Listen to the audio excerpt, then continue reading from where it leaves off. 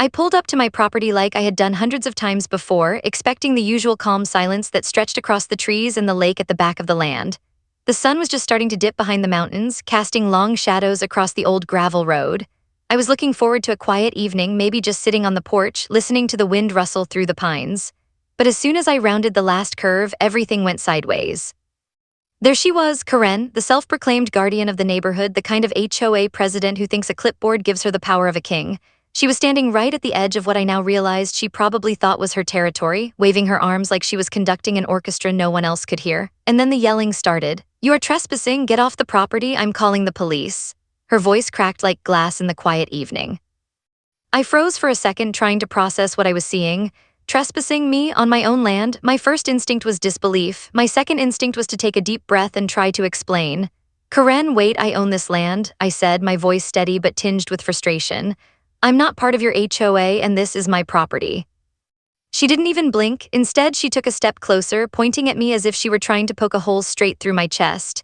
"I don't care, you're not allowed here, I'm calling the cops right now." Her phone was already in her hand, fingers flying over the screen. I could hear the dial tone before she even put it to her ear. At that moment, I felt my stomach drop. The sirens weren't far off. My heart started racing, not because I was afraid of the police, but because I couldn't believe this was happening at all. I've dealt with a lot in my life, but never had I been accused of trespassing on my own land. My mind started spinning. Was this some kind of prank? Had she gone completely off the rails? Or worse, was there something she actually thought she could get away with legally? I tried again, stepping closer, holding my hands up like I was signaling peace. "Listen, Karen, you need to stop. This is my property. I have the deeds, the maps, everything. You're standing on my land right now." Her eyes narrowed, her lips pressed into a tight line, but she didn't back down.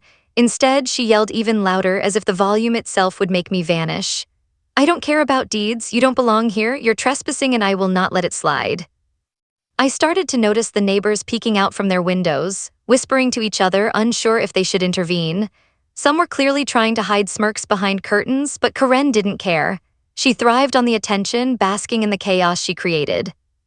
Then the police arrived. 2 patrol cars pulled up slowly, lights flashing but silent. I could feel the tension rise in the air. Karen practically danced with joy, thinking the arrival of the cops would be the final nail in my coffin. I raised my hands again, trying to stay calm.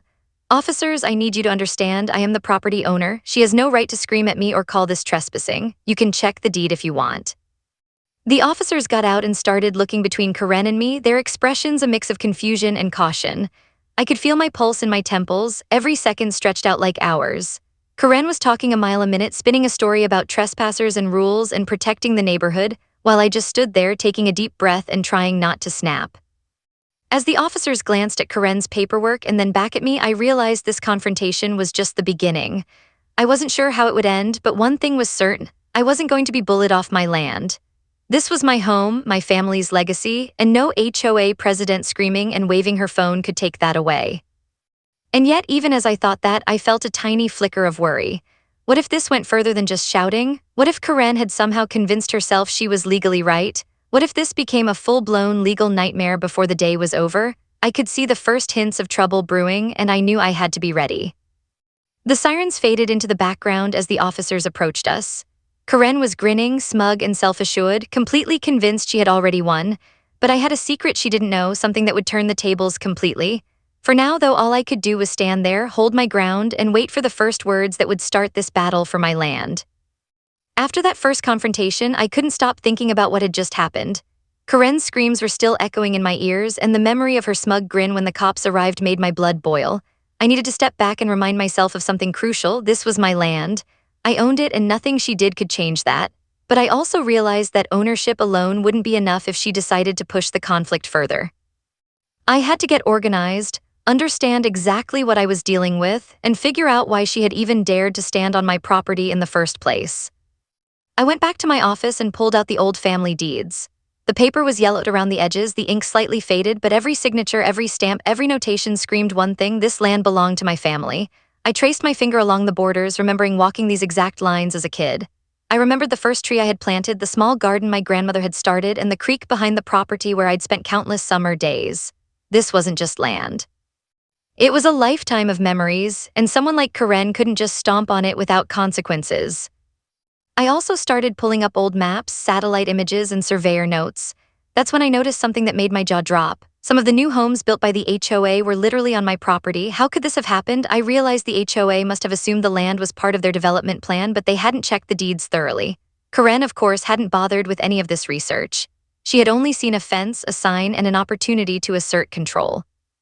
I could almost hear her voice again, screaming about trespassing. The thought made me chuckle nervously. It was almost absurd, the idea that someone could be so confident about something so wrong. I knew I had to act carefully, though. She was a professional at intimidation and spectacle, and I didn't want to give her any reason to claim she was being harassed or threatened. I needed proof, evidence that could stand up in court if it came to that. Over the next few days, I began documenting everything. I walked the property line, recording video and taking precise measurements. I snapped pictures of where her fences ended and where my property technically began. I even found one neighbor willing to quietly admit that Karen had tried to measure the boundaries herself without telling anyone. They had caught her sneaking along the property one afternoon with a tape measure. That was the first real confirmation I had that Karen had no idea what she was doing legally. She was bluffing, acting out, but had no actual authority. Still, even with all this evidence, I couldn't shake a lingering unease. The police hadn't done much except listen and nod. Karen had called them and they had politely asked me questions, but I could see in their eyes that this could become more complicated if she decided to escalate. That meant I had to prepare for the possibility that this conflict could turn ugly legal-wise. I had to arm myself with facts, documents, and strategy, not weapons, but undeniable proof of ownership. One evening, as I sat in the fading light on my porch, I imagined the next encounter with Karen. I could picture her standing there, clipboard in hand, ready to scream, ready to act like she was the authority. But this time, I wouldn't just argue, I would show her. I would lay out the deeds, the surveys, the old maps, and prove that she had no right to be anywhere near this land. And as much as I tried to calm myself, a part of me felt a thrill at the thought of finally turning the tables. Karen was confident, but she had no idea what was coming. That night, I stayed awake late into the evening, thinking through every possible scenario. What if she tried to take legal action? What if she tried to intimidate the neighbors to testify against me? Every detail mattered. Every boundary line, every document, every witness could make the difference between her winning through chaos and me asserting my rightful ownership. I felt a strange mix of anticipation and anxiety. This was no longer just about shouting matches on a sunny afternoon. This was about protecting what was mine, standing up to someone who thought rules only applied to other people, and preparing for a battle I hadn't asked for but was ready to fight.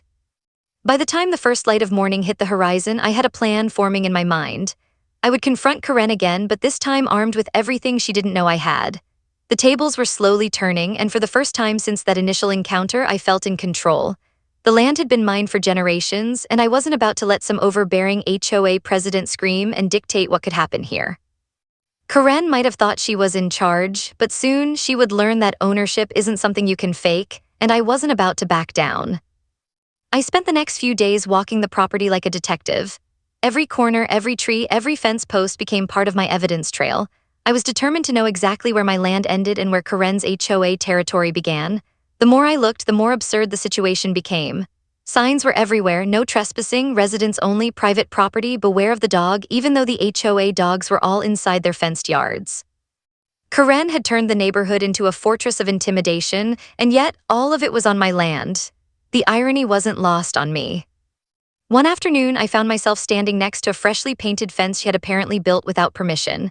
I laughed a little bitterly, thinking about the audacity of it all. How could someone be so confident, so sure of themselves, and yet be completely wrong? I imagined Karen strutting along the fence, clipboard in hand, imagining herself as the queen of the neighborhood. I wanted to shout, but instead I kept quiet and documented everything. Photos, videos, timestamps, notes. Every detail mattered. The neighbors were curious too. Some peeked from their windows, others whispered across lawns, trying to figure out what was happening. I could tell some were entertained and some were wary. Karen thrived on spectacle, and the more she yelled and waved her arms, the more attention she got. It was like she believed that sheer force of personality could overwrite property law. I knew I had to be smarter, methodical, and patient. I started comparing the HOA's plat maps with my deeds. Every line, every plot, every measurement confirmed what I had suspected. Portions of the HOA development were literally on my land. Homes, driveways, fences, all built without my permission.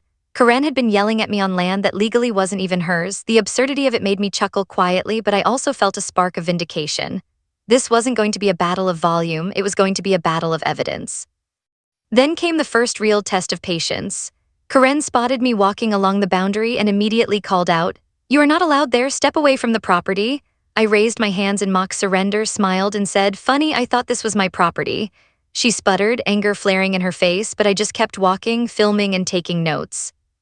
Her reaction told me everything I needed to know. She was completely unprepared for someone standing their ground calmly, armed with proof instead of panic. I also reached out quietly to a few neighbors, explaining the situation without creating drama.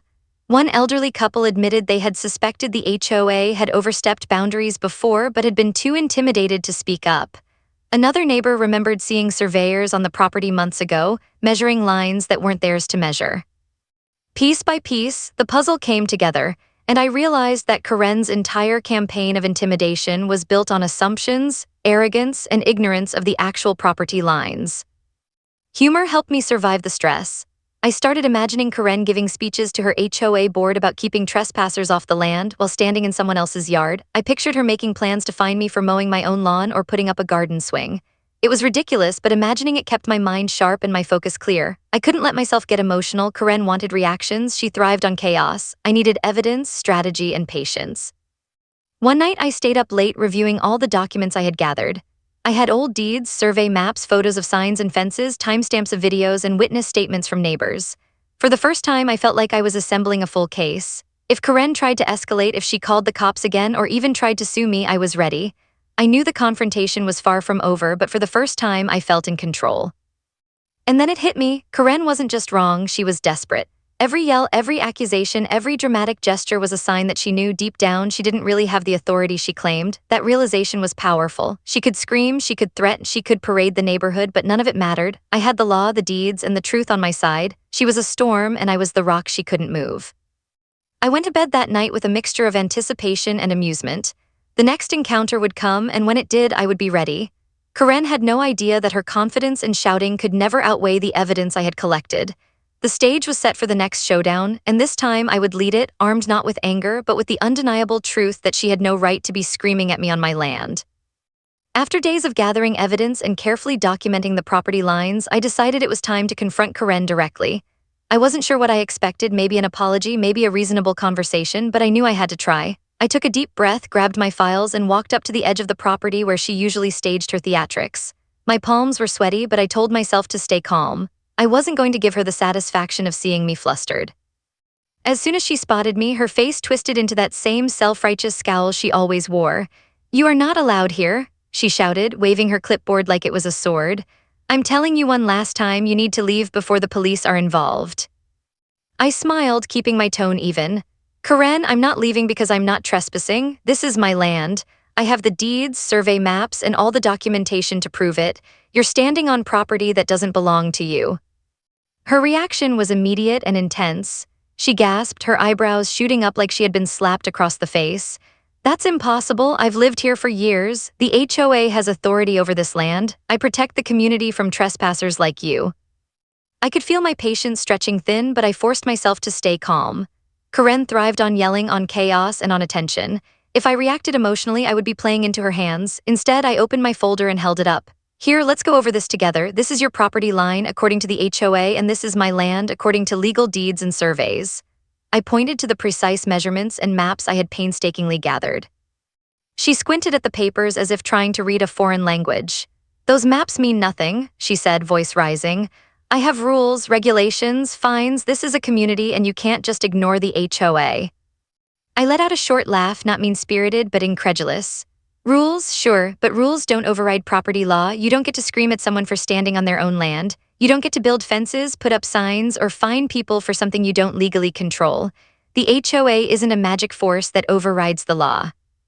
Karen's face went red, and she pointed her finger at me like she was going to poke a hole in my chest.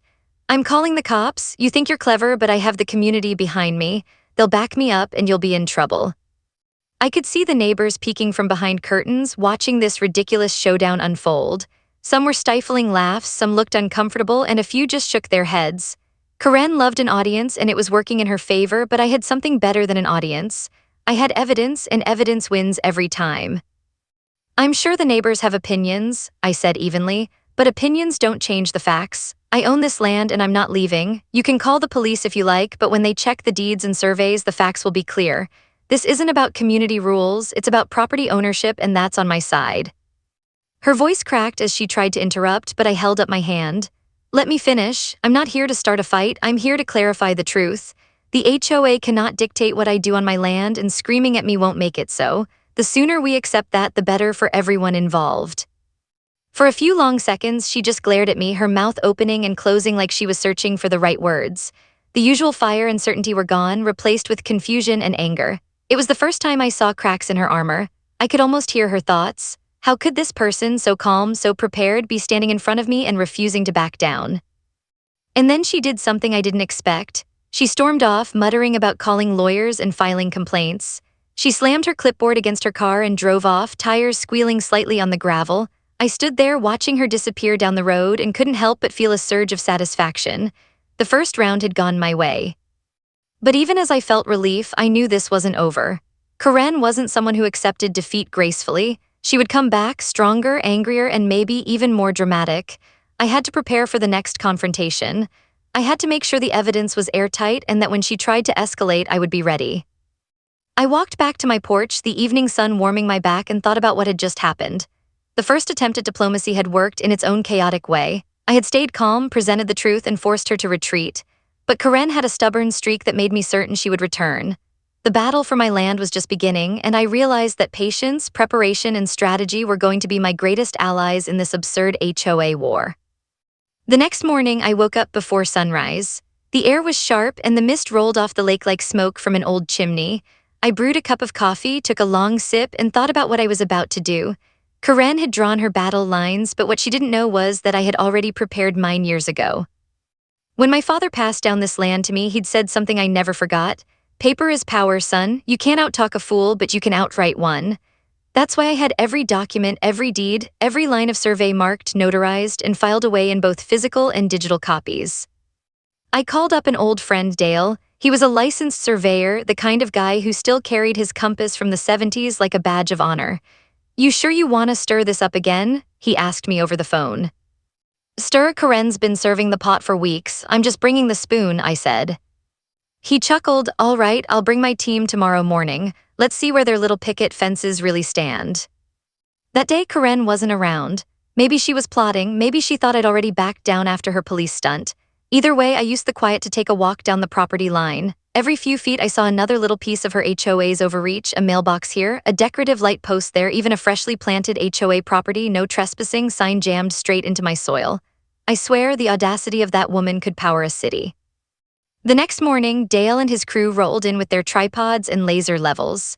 The sound of the truck alone was enough to wake the HOA's little world. By the time we unloaded, half the neighborhood had their curtains twitching. Dale took one look around and whistled. "Man, they really built right up to the line, didn't they?" "Not just up to it," I said. "Wait till you see the coordinates." Within an hour, the red flags were in.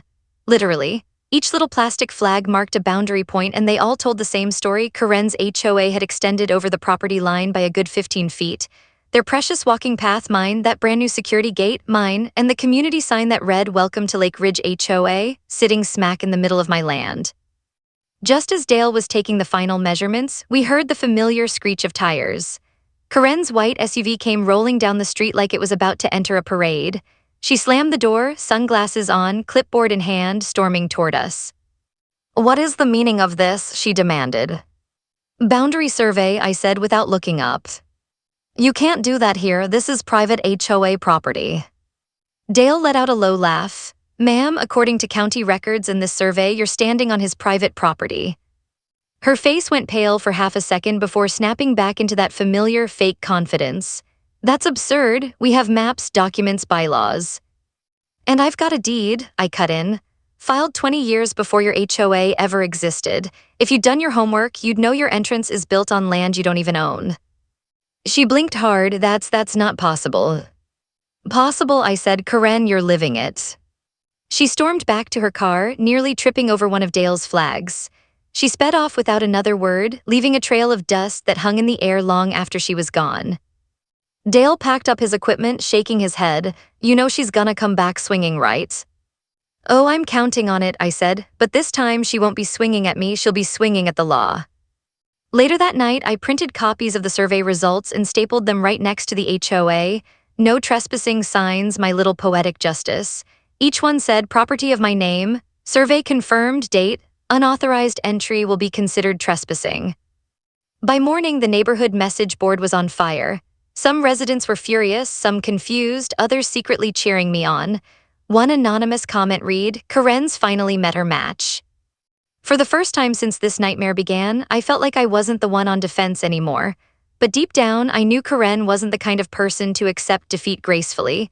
She'd be back. And when she did, I'd make sure she learned one final, expensive lesson about where her HOA truly stood. And that line, it wasn't just marked in the dirt anymore, it was carved in stone. I should known Karen wouldn't take the survey quietly. For about 3 days, the neighborhood stayed strangely peaceful. No calls, no cops, no Karen, just the sound of wind through the trees and the occasional splash of a fish breaking the lake's surface. But on the fourth morning, peace packed its bags. I found a thick envelope taped to my gate, stamped with a fancy law firm logo from downtown. Inside was a letter full of legal jargon and self-righteous tone. In short, the HOA was accusing me of falsifying a property survey, damaging community property, and get this, creating a hostile environment. I couldn't decide if I should laugh or frame it. I read it twice, then called my attorney Frank. He's one of those sharp, old-school lawyers who never sugarcoats anything. "Frank," I said, "remember that HOA I told you about?" He groaned audibly. "What did they do now?" "They're suing me for trespassing on my own land."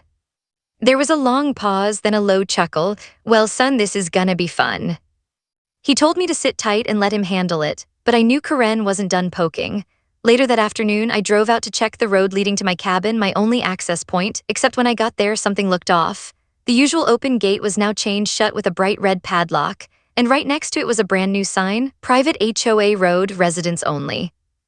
I laughed out loud, the kind of laugh that comes from disbelief more than humor. She'd actually locked me out of my own property. I called the county sheriff, and when the deputy arrived, I handed him my deed. He looked from the paper to the chained gate, then back at me. "You're telling me this road's yours?" "It's an easement that runs through their subdivision," I explained, "recorded years before they built here." He nodded slowly, "Then she's the one trespassing, not you." He cut the chain, handed me the broken lock, and said, "You might want to keep this as a souvenir." I did. 2 days later, Frank called. "So I've spoken to their lawyer," he said. "You're not gonna believe this, Karen's demanding a restraining order to keep you off the property she built on your land." I nearly spat out my coffee. "Is she serious?" "As a heart attack," he said. "But don't worry, we'll hit them harder. I'm filing a counterclaim for illegal encroachment and obstruction of access. We'll see how brave she feels when the county assessor gets involved." When word got out that the HOA might lose part of its property line and their fancy new sign, the residents started panicking. Some even came by my gate quietly, asking if what they'd heard was true. One man, Tom, whispered, "Listen, we never wanted all this. Karen said everything was handled when the HOA bought the land." I raised an eyebrow. "Bought from who?" He shrugged. "Developer sold it to her years ago." That's when it clicked. Karen had probably convinced the original developer to include the road and gate area in the HOA's design, but no one ever checked if the land actually belonged to them. She built her little empire on a technical lie. That night, I sat on my porch and watched headlights pass on the far road. My phone buzzed again, this time an email from Frank. He'd attached the county's property map overlay. The entire HOA gatehouse, sign, and a good stretch of their landscaping were all built inside my parcel boundaries. Not inches, yards. Karen wasn't just trespassing anymore, she was sitting on stolen dirt. The next morning, her lawyer called Frank back, this time with a very different tone. They wanted to discuss settlement terms. Frank said, "My client's not interested in settlements, he wants the structures removed." Apparently, Karen exploded when she heard that. Residents said they could hear her yelling through her office walls. She told everyone I was trying to destroy the neighborhood. But truth was, I wasn't out to destroy anything, I was out to reclaim what was mine. When I drove by the following week, construction tape was already up around the entrance. Workers were dismantling the big "Welcome to Lake Ridge" HOA sign. Watching it come down felt better than I care to admit. But something told me Karen wasn't finished yet. She'd lost the gate, lost the survey battle, and now the HOA was turning against her. People whispered as she passed, others avoided eye contact. That kind of person doesn't fade quietly, they go out swinging. So as the last plank of the sign dropped into the dirt, I told myself one thing: if she wanted one last fight, I'd be ready. Because this time I had the law, the land, and the truth on my side, and no HOA rulebook could rewrite that. I thought the worst was over. The survey had proven my ownership, the gate was unlocked, and the HOA sign had come down. For a few days, life felt almost normal. I even started thinking I could finally relax, maybe sit on the porch with a book without worrying about Karen popping up. But of course, Karen isn't the type to accept defeat quietly. It started with the whispers, neighbors calling, stopping by, asking if I'd seen her car, then the texts, she's talking to the city, she says she's going to make you pay for everything. I sighed and leaned back in my chair. That's when I realized something important. Karen wasn't just stubborn, she was desperate, and desperate people make mistakes. That afternoon, I heard the roar of engines and the crunch of gravel. Looking up, I saw Karen's SUV barreling down the road, flanked by two identical black trucks. My first thought was, what in the world? As they stopped, Karen stepped out, her face red, her sunglasses crooked, and her clipboard swinging like a sword. You think you've won? You think a few pieces of paper and some lines on a map change anything? This isn't over, she shouted. I raised my hands, keeping calm, and said, Karen, what's this about? You've already lost. The survey shows your structures are on my property and the gate is open. She stomped forward, almost tripping over her heels. The neighborhood is mine, I run this community, you think a little deed can stop me? Think again. Then she made her move. I swear I couldn't believe it. She had somehow convinced the HOA board to install temporary barriers, cameras, and a makeshift security post on my access road, my legal driveway. My heart raced. She was literally trying to block me from entering my own property. I took a deep breath. This was the moment where patience and preparation mattered most. I pulled out my folder of documents, deeds, surveys, county maps, everything I'd collected over the last few weeks. One by one, I laid them out on the hood of my truck so anyone who wanted to see could. Officers, I called as the first black truck tried to block the road. Within minutes, a couple of deputies arrived. Karen, predictably, ran to them, waving her clipboard. He's trespassing, he's threatening community property, she shouted. I stayed calm and handed over my deeds. Check this, all of this is my property. The road, the gate, everything you're trying to block is on my land. The HOA doesn't own it, and neither do you. The officers looked from the documents to the roadblocks to Karen, and I could see their expressions change. One deputy muttered, well, that's pretty clear. Karen's face dropped, her confidence finally cracking.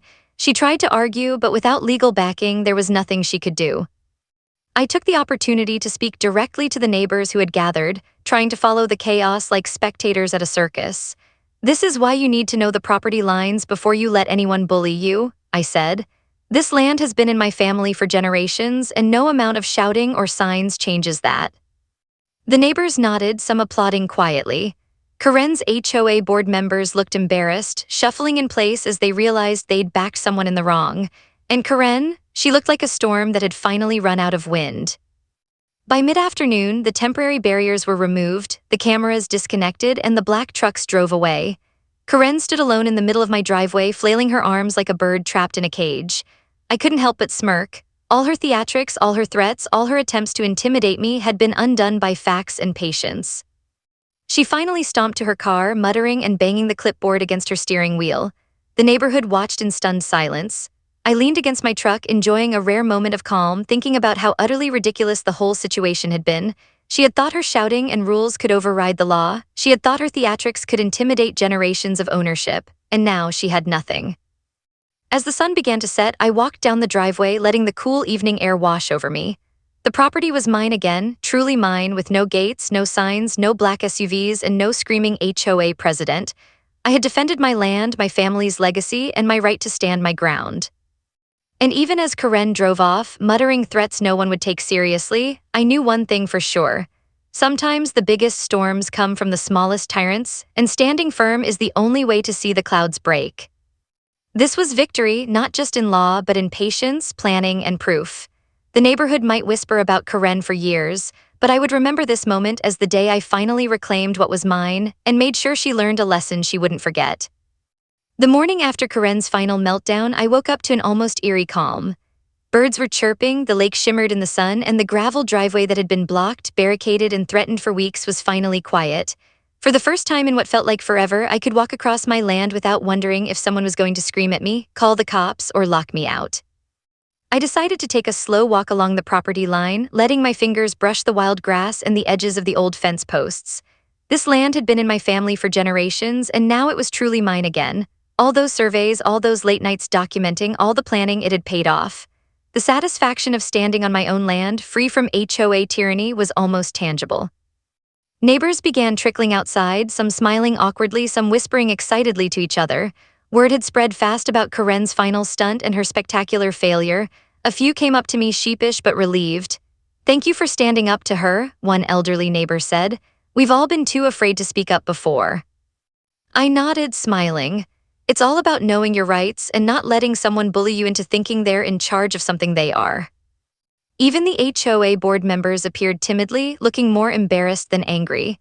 Karen hadn't told them she had built their little empire over someone else's property. The truth had finally caught up to her. I could see the realization in their eyes. She dragged them along in her chaos, and they had to live with it. By mid-morning, I noticed Karen's SUV creeping back down the street. I braced myself for one last confrontation, expecting a dramatic scream, a phone call to lawyers, maybe even another attempt to block my driveway. Instead, she slowed to a stop, stared at the property for a long moment, and then reversed down the road without a word. Not a single glare, not a single raised voice, just gone.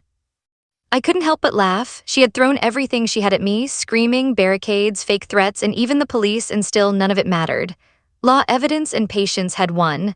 She had realized, probably for the first time, that sheer audacity couldn't override the truth. As the day wore on, I decided to make the land officially untouchable. I posted polite but firm notices at strategic points. Property of my name, unauthorized entry is trespassing. I double-checked that all survey markers were visible and even made digital backups for my own peace of mind. Every boundary was clear. Every rule I followed myself would make sure Karen couldn't claim ignorance or spin a story again. Neighbors began casually walking their dogs along the path that Karen had tried to block. Kids rode their bikes past without fear, and for the first time in months, the neighborhood felt calm. Some even came by my porch, bringing cookies or small gifts, whispering jokes about Karen and her failed attempts. I laughed along with them, realizing how much absurdity this situation had produced. Later that evening, I sat on the porch, watching the sun sink behind the mountains. The lake reflected the last light of the day, peaceful and golden. I thought about the weeks of shouting matches, barricades, and legal letters. Every moment had been exhausting, frustrating, and borderline comical. But now, standing there in silence, I understood what I had really accomplished. This wasn't just about property lines or gates or signs. It was about standing up for yourself, knowing your rights, and not letting someone else dictate your life simply because they had a title or a clipboard. Karen had tried to control everything, intimidate everyone, and bully me out of my own land. And yet, in the end, patience, preparation, and facts had won. As the stars began to appear in the sky, I smiled, sipping my coffee. Karen might return someday with another plan, but this land, my land, would always have the upper hand. And I had learned something else too. Humor and calmness are just as important as evidence. Sometimes the best revenge is just letting truth and patience unfold while your adversary loses their own credibility. I leaned back, letting the cool night air wash over me. The lake shimmered in the moonlight, the trees whispered in the breeze, and for the first time in weeks I felt a true sense of peace. Karen's tantrums were over, her threats were neutralized, and my land, my family's legacy, was finally safe. And as I turned to go inside, I thought with a grin, some people try to rule the world with a clipboard. I just needed a deed and a little patience. The neighborhood would never forget the saga of Karen, the overzealous HOA president, but I knew I'd remember it as the day I stood my ground, reclaimed my property, and proved once and for all that the truth always wins. Every HOA has a story on HOA Headaches. You'll hear the ones they tried to bury. Subscribe today.